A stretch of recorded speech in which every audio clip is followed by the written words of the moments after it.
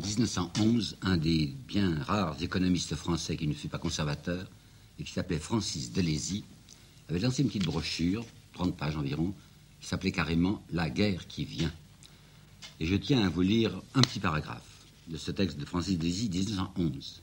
« En dépit des apparences démocratiques en France, le peuple ne contrôle pas ses gouvernements. Un groupe étroit s'est emparé des conseils d'administration des grandes sociétés financières. Ces quelques hommes tiennent entre leurs mains les banques, les mines, les chemins de fer, les compagnies de navigation, bref, tout l'outillage économique de la France, sans oublier la sidérurgie et les fabriques d'armes d'où ils tirent de croissants profits. Ils dominent le Parlement et ont à leur solde la grande presse. La guerre ne leur fait pas peur, ils la considèrent même avec intérêt. Et Francis Delézy ajoutait « Nos banques ont gardé le souvenir des bénéfices énormes réalisés par elles en 1871. » Or, précisément dans cette année 1911, en juin 1911, un très gros événement de politique intérieure venait de se produire en France. Le nouveau président du Conseil, à la suite des élections de 1910, qui avait donné de plus en plus de majorité à la gauche et même à l'extrême gauche, 75 socialistes, le nouveau président du Conseil, c'était Joseph Caillaux. Nous avons vu déjà apparaître Caillaux une première fois et pas dans des circonstances très honorables. Vous savez, Caillaux avait été pris par Waldeck-Rousseau dans son ministère de 99, un peu comme trompe-l'œil. Caillaux disait ouvertement qu'il était favorable à l'impôt sur le revenu, et cependant, lui qui avait promis de présenter l'impôt sur le revenu ne l'avait pas soutenu, et très mollement, sous la pression de Waldeck-Rousseau qui le lui avait demandé. Je ne pense pas qu'il avait été très fier de ce comportement, et maintenant qu'il était président du Conseil, il avait l'intention, pour de bon et fermement, de le réaliser, son impôt sur le revenu. Qui est donc ce personnage? Alors, c'est pas du tout un personnage du petit peuple, vous savez, c'est un grand monsieur. Il a pas mal d'argent, non pas qu'il soit un opulent, mais il a pas mal d'argent. Il est même mêlé des opérations bancaires. Il est président du conseil d'administration du Crédit foncier argentin, président du conseil d'administration du Crédit foncier égyptien. Mais c'est quelqu'un qui, bien qu'ancien inspecteur des finances et appartenant par sa famille au monde le plus aisé, est quelqu'un qui a le sentiment de la justice. Quelqu'un qui dit, non, cet impôt sur le revenu, ça coûtera à ma classe, ça me coûtera même à moi-même, mais enfin, c'est normal. D'autre part, je voudrais vous apporter la citation de quelqu'un qui lui ressemble peu, qui est un écrivain, on peut le dire de droite, qui s'appelle Jacques Chastenay de l'Académie française, qui a écrit un livre bien fait, orienté naturellement du côté de ce que l'on appelle les idées modérées, un très gros livre sur la Troisième République. Eh bien, dans ce livre de Jacques Chastenay, modéré de l'Académie française, il y a tout de même ceci. Joseph Caillaux est un des rares hommes politiques français qui pensa européen. Qu'est-ce qu'il voulait dire par là? Ben, que Caillaux n'était pas un nationaliste, que Caillaux aurait véritablement désiré une entente internationale en Europe, qu'il pensait qu'il y avait moyen, qu'il voyait trop clairement ce qui se préparait, c'est-à-dire un carnage, et que, reprenant sur d'autres bases l'idée de Nicolas II en 1898, il aurait voulu au moins un stop à la politique des armements. Et à la base, une entente franco-allemande qui pouvait se réaliser sur des bases économiques. Pensez bien qu'un homme pareil, à deux points de vue, est inacceptable. Premier point de vue, parce que c'est l'homme de l'impôt sur le revenu et que je vous ai dit que c'était la grande affaire des modérés. Nous ne voulons pas d'impôt sur le revenu. Deuxièmement, parce que c'est quelqu'un qui combat le nationalisme et que le nationalisme ne sert pas simplement à des fins intérieures, mais rapporte les profits les plus considérables aux fabricants d'armes. Que va devenir, pardonnez-moi, que va devenir la sidérurgie si jamais les fabrications d'armes stoppent? Pensez donc que le Creusot assurait à ce moment-là du 20% à ses actionnaires, Châtillon-Commentry du 16% et les ateliers de la marine du 13%. Alors, si l'on suivait cette politique pacifique de Caillaux, c'était quoi? C'était tuer la poule aux œufs d'or. Alors, qu'est-ce qu'on peut faire contre Caillaux? Il n'y a plus moyen, cette fois, d'opérer la fameuse diversion anticléricale que nous avons vue si utile deux fois. On ne peut pas dire que Caillaux est un homme qui travaille pour les curés, pas du tout, il est même fortement anti-religieux. Alors, il faudra trouver autre chose, mais c'est facile ce qu'on va trouver. Autrefois, on orientait les esprits du côté du clergé. Maintenant, on va l'orienter de plus en plus du côté du nationalisme. Et c'est à cette fin, du reste, que le nationalisme a été créé. Il va y avoir la Libye patriotique. Et on peut dire que les événements vont les servir. Quels événements? Ben, Caillaux a à peine pris le pouvoir. C'était le 27 juin 1911 qu'il avait pris le pouvoir. À peine. Que le 1er juillet se produit, du côté du Maroc, un événement nouveau. C'est ce que les livres traditionnels appellent le coup d'Agadir, les mêmes livres traditionnels qui ont déjà parlé du coup de Tanger. Je vous rappelle que ce qu'on a appelé en France le coup de Tanger, à savoir cette irruption menaçante d'un Guillaume II à Tanger disant « Attention, je tire l'épée si vous ne me faites pas ma part », ce qui n'était pas vrai, Et bien de même, ça va recommencer avec Agadir, le 1er juillet 1911, lorsqu'on va voir une canonnière allemande qui s'appelle la Panthère mouillée en rade d'Agadir. La tradition est que c'était un geste de nouveau menaçant, c'était l'Allemagne qui envoyait un navire de guerre et qui faisait comprendre à la France, si vous ne cédez pas, je tire. Ce n'est pas vrai de nous. D'abord, qu'est-ce que c'était que la canonnière? Eh bien, c'était un petit bateau. Il y avait 125 hommes à bord, 125 hommes, et qui ne débarqueront même jamais. L'empereur leur a demandé de rester à bord de leur bateau. C'est un geste symbolique.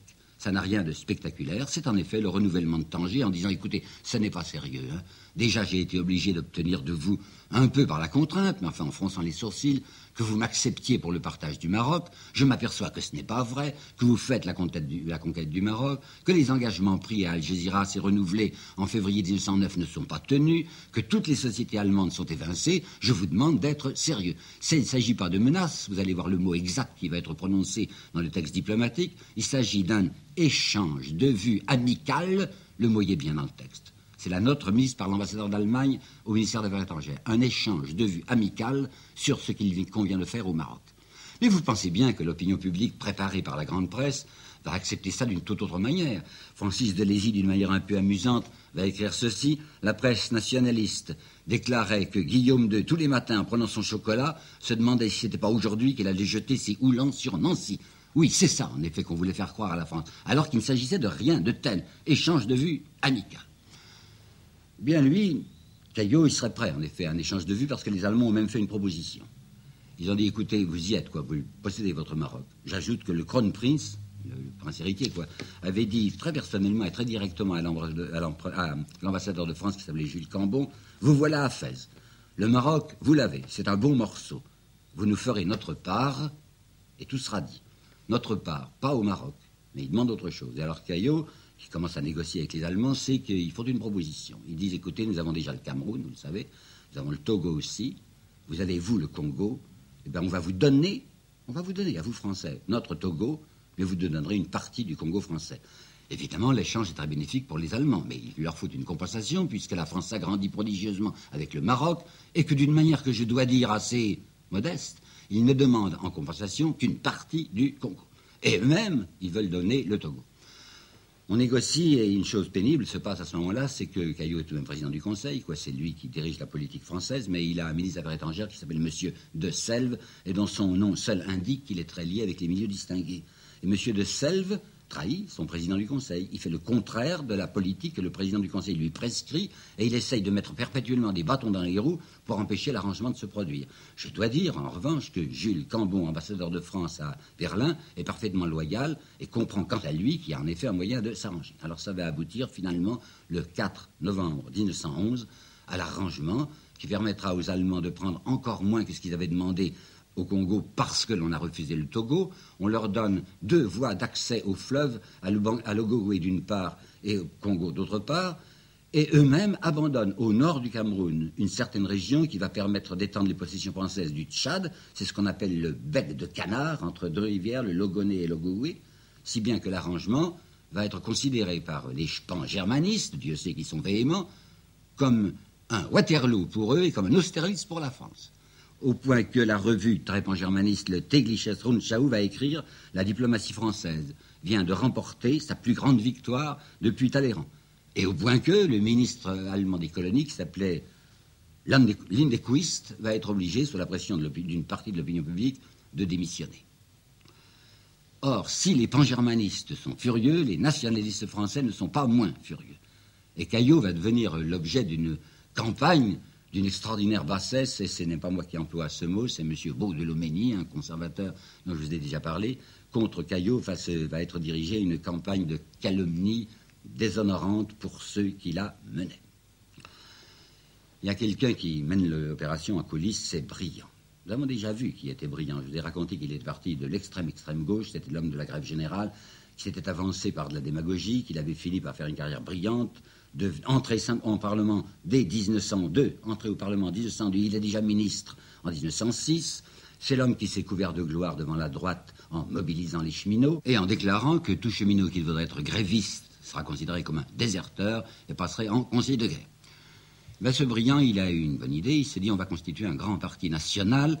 Et il a trouvé pour son grand parti national une tête de liste, quelqu'un qui lui paraît idoine, conforme, adéquat, le Lorrain Poincaré.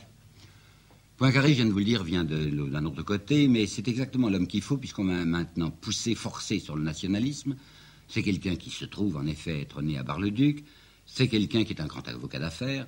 Personnellement, non pas très riche, mais tout de même dans une grande aisance, et qui surtout s'est classé depuis plusieurs années comme l'homme qui empêchera, l'homme rempart, l'homme barrage, qui empêchera l'impôt sur le revenu.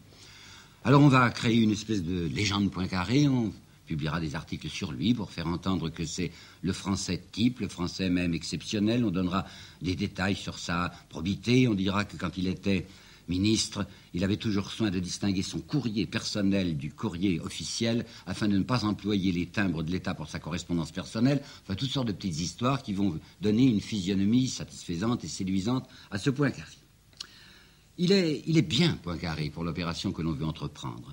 Comme il s'agit avant tout d'empêcher de passer l'impôt sur le revenu, et qu'on avait recouru en 1905 à un certain Rouvier, que vous vous rappelez, Rouvier qui était l'ancien commis de la banque Zafiropoulos, Rouvier qui avait été compromis dans l'affaire du Panama, Rouvier qui était le créateur de cette banque parisienne de crédit pour le commerce et l'industrie, c'est-à-dire trop visiblement un homme d'argent. Poincaré lui était bien supérieur, car il n'était pas, lui, visiblement un homme d'argent, c'était les grands intérêts costumés, cette fois en tricolore. Alors on va s'arranger pour faire tomber Caillaux, ce qui ne sera pas difficile, et c'est que c'est le 15 janvier 1912, que Caillaux est renversé et que le ministère Poincaré est constitué. Dans ce ministère Poincaré, il y aura naturellement Mitterrand, qui est l'homme venu aussi de l'extrême gauche comme Briand et qui est maintenant passé à droite, qui va être ministre de la guerre, et bien entendu, on va faire revenir Delcassé. Je voudrais vous apporter là une petite phrase de la correspondance de Péguy, qui n'est pas encore entièrement publiée, mais cette phrase-là a été publiée.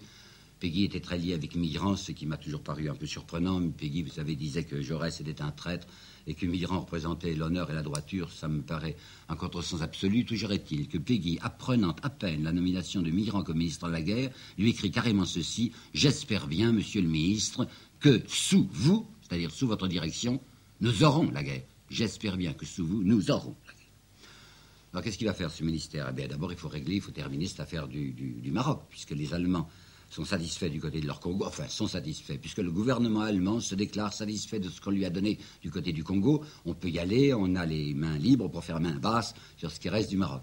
Alors on se mettra le paquet, il y aura la tâche de Taza. Taza, ça se situe dans les montagnes qui sont au nord-est, c'est-à-dire ce qui sépare Casablanca d'un côté et le Oujda de l'autre. On va réduire les derniers insurgés qui sont là, luttant pour leur indépendance.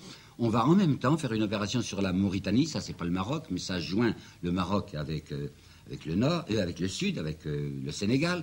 Alors il y a le jeune Psicari, l'ami de Péguy, qui va se couvrir de gloire aussi en Mauritanie, jusqu'en mai 1914. Jusqu'en mai 1914, on se battra au Maroc. On a nommé un résident général, le premier résident général, qui s'appelle Lyautey, qui a la chance lui aussi d'être un Lorrain, c'est donc de plus en plus parfait. Lyautey aura sa politique personnelle. La politique de l'Union des aussi s'appuyer sur les grands féodaux locaux, dont il sait très bien comment ils se comportent à l'égard des indigènes, mais ça lui fait des points d'appui. On donne des avantages personnels à ces féodaux, en échange de quoi les féodaux travaillent en faveur de l'occupant. Ajoutons, pour être loyaux, qu'effectivement, Lyautey va faire tout ce qu'il pourra pour de bons investissements au Maroc, pour des routes, pour des hôpitaux, qu'il est personnellement un homme humain, qu'il n'aime pas l'exploitation de l'indigène, et qu'il rendra certes des services. Mais il y a un service auquel il tient essentiellement, c'est-à-dire lever de troupes.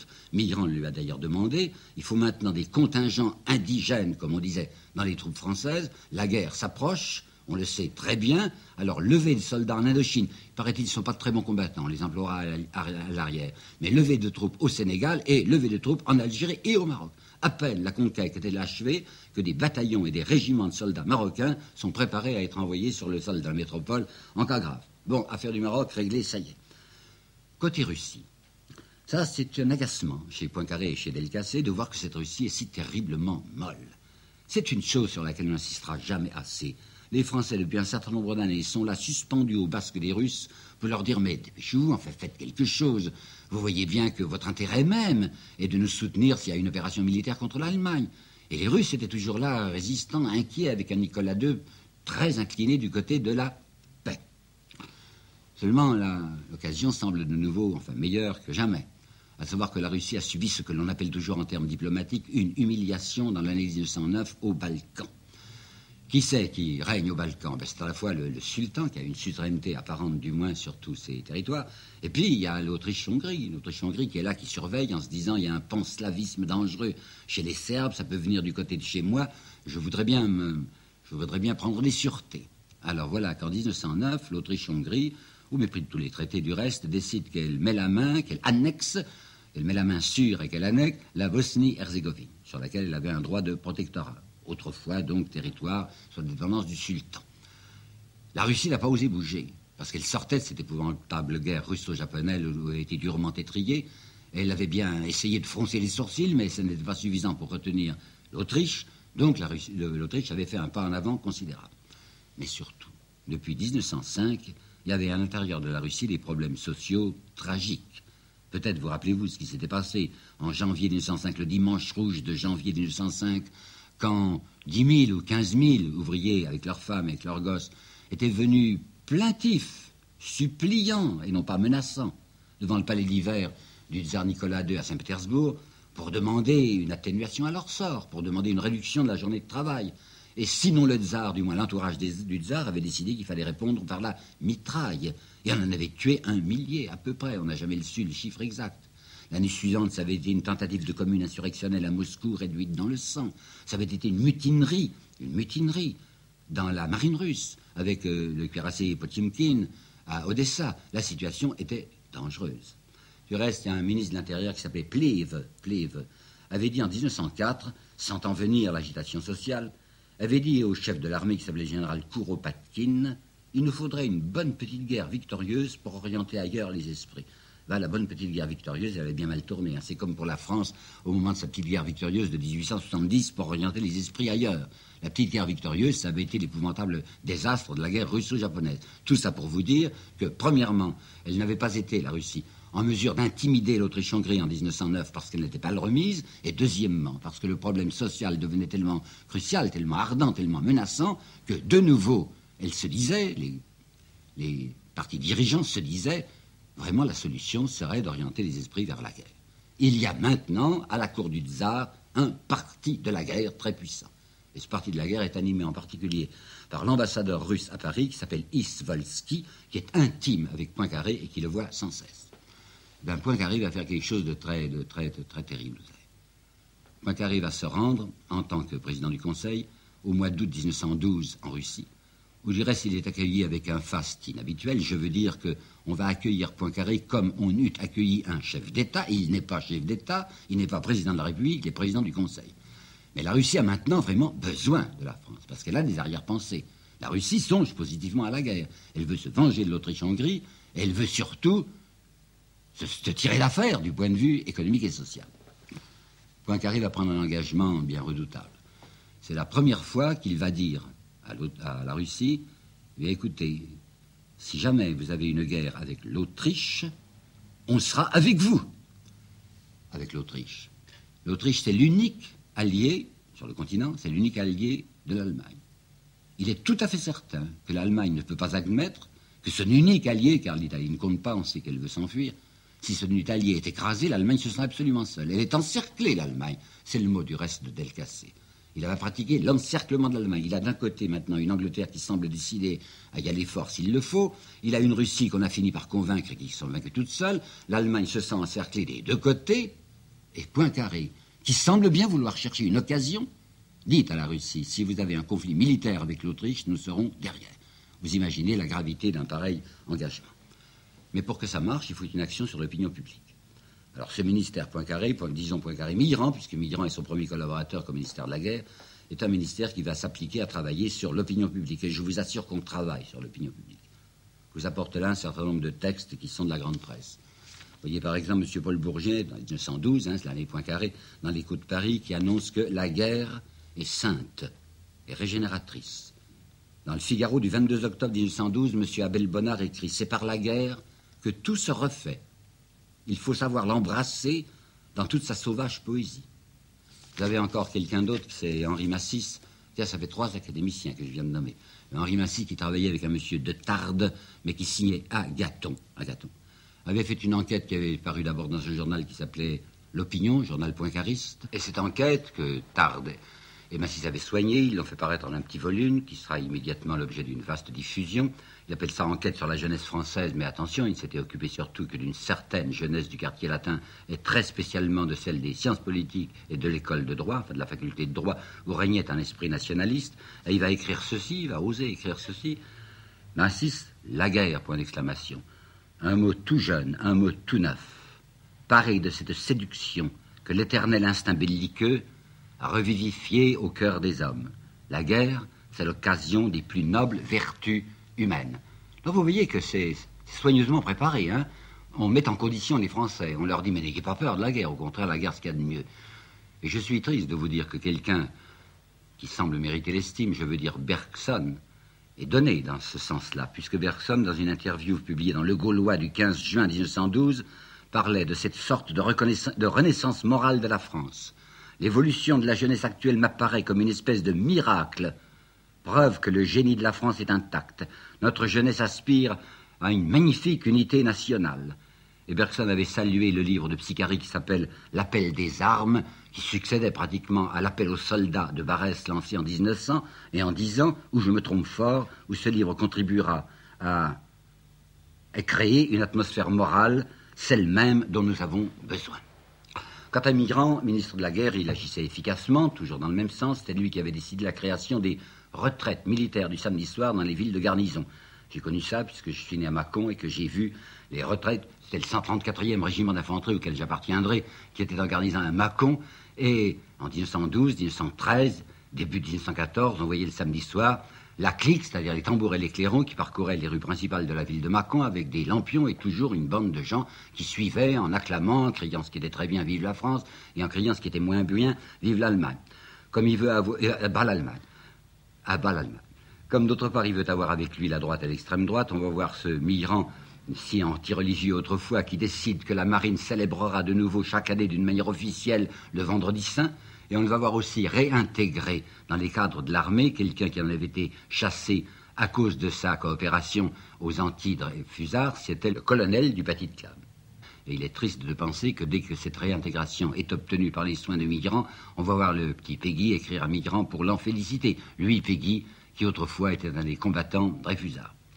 On va également faire tout ce qu'on pourra sur l'opinion publique intérieure française en faveur de l'Alsace. L'Alsace-Lorraine, il y a eu des incidents assez pénibles à Saverne avec un certain lieutenant Forster, et on va mettre en vedette la protestation permanente de Stabé Vetterlé, les dessins du dessinateur Hansi.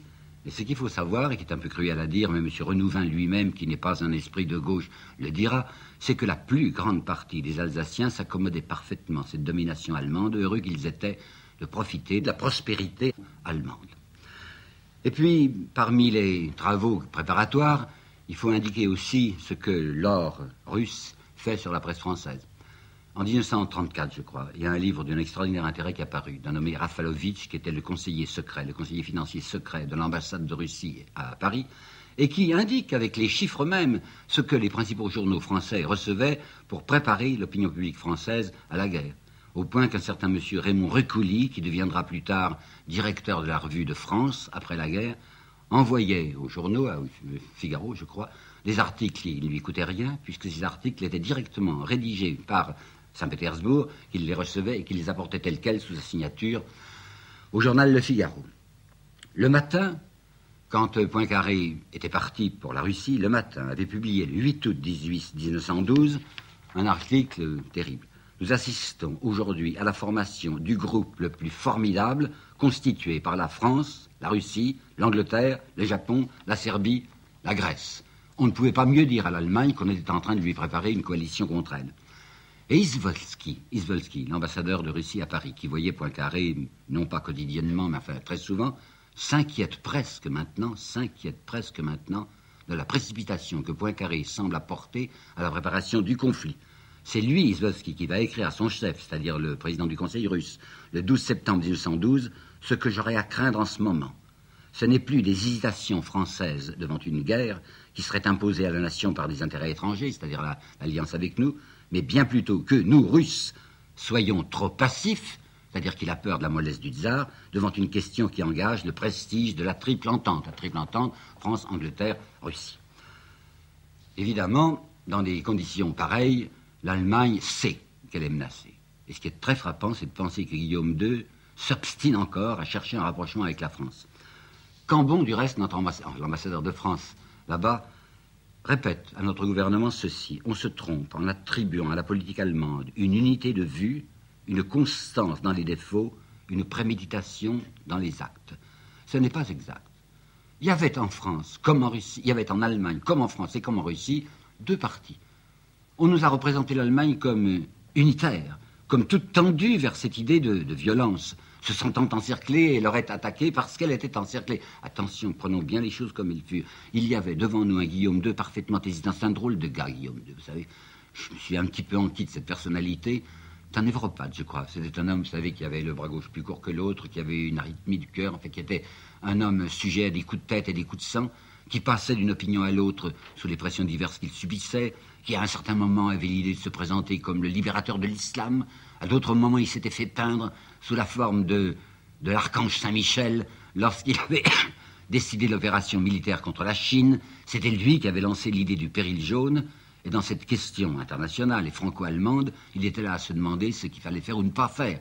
Et il y avait à côté de lui un parti de la paix et un parti de la guerre.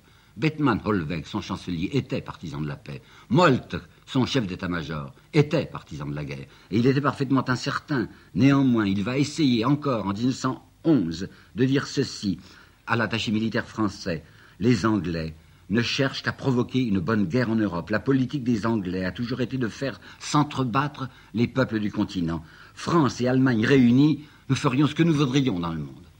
Guillaume II veut bien tenter de faire ce qu'il pourra pour éviter ce carnage dont il n'a certainement pas envie, mais il s'aperçoit bien de ce qui se passe en France. Mais ce qui se passe en France, c'est que Mitterrand a annoncé qu'il a déposé le projet de la loi de 3 ans. 3 ans de service militaire en France au lieu de 2 ans. Vous pensez à quel point Moltke se frotte les mains en disant « ça, c'est une bonne occasion de montrer aux Français que nous n'avons pas peur d'eux et nous allons, nous aussi, faire un effort militaire considérable. » Si bien qu'au début de l'année 1913, les Allemands vont porter à 800 000 hommes, le chiffre de leur armée sur pied de paix. Je dois vous apporter ici une citation à laquelle j'attache beaucoup de prix d'un neutre, qui ne pourra pas être neutre longtemps, c'est la Belgique. C'est une note du baron Guillaume, ambassadeur de Belgique à Paris, et qui écrit, lorsque Poincaré a été nommé président cette fois de la République au début de l'année 1913, et qui écrit: ce sont messieurs Poincaré, Delcassé et Mitterrand qui ont inventé la politique cocarrière de la France. J'y vois le plus grand péril, c'est le Belge qui parle, j'y vois le plus grand péril qui menace aujourd'hui la paix de l'Europe. Guillaume II a très certainement, nous le savons, il n'y a pas de problème, freiné et retenu l'Autriche-Hongrie pendant l'année 1913 dans l'affaire balkanique. Je ne crois pas que les Russes à ce moment-là cherchaient encore une opération militaire contre l'Autriche. Mais l'Autriche voyait bien ce qui pouvait la menacer du côté de la Serbie. Non pas que la Serbie puisse l'attaquer et être plus forte qu'elle, mais la Serbie essayait de provoquer à l'intérieur des Balkans et à l'intérieur même de ces Slaves qui étaient déjà inclus dans l'empire austro-hongrois, cherchait à provoquer un panslavisme ou un panserbisme, comme vous voudrez, qui était extrêmement inquiétant pour un pays menacé sans cesse de désagrégation. Alors, les documents diplomatiques sont là. L'Autriche, à ce moment-là, se demande à plusieurs reprises: est-ce que je vais foncer sur la Serbie? Évidemment, la Russie va intervenir pour défendre la Serbie. Dois-je le faire? Dois-je pas le faire? Et c'est Guillaume II qui lui a dit chaque fois: non, ne bougez pas, surtout ne bougez pas, parce que ses conseillers diplomatiques, Bethmann Hollweg surtout, lui dit: dès qu'il y aura une opération de guerre entre l'Autriche et la Russie, nous y serons fatalement impliqués. Et bien voilà qu'à la fin de l'année 1913, étant donné ce qui se passe en France, Guillaume II change d'attitude. Il change d'attitude et il dit très carrément au roi Albert Ier, vous savez, le roi des Belges, qui était venu en visite à Potsdam en novembre 1913, il le lui dit sans bravade, il lui dit tristement: je crois vraiment que si les choses continuent sur leur lancée, la guerre avec la France est fatale. Et voilà qu'il va se produire en France quelque chose de très dramatique, à savoir que, tout à coup, Poincaré doit tolérer un ministre des Finances qui lui est présenté par le nouveau ministère Doumergue. Ce ministre des Finances, c'est Caillaux. Caillaux, c'est la menace certaine, cette fois, de l'impôt sur le revenu.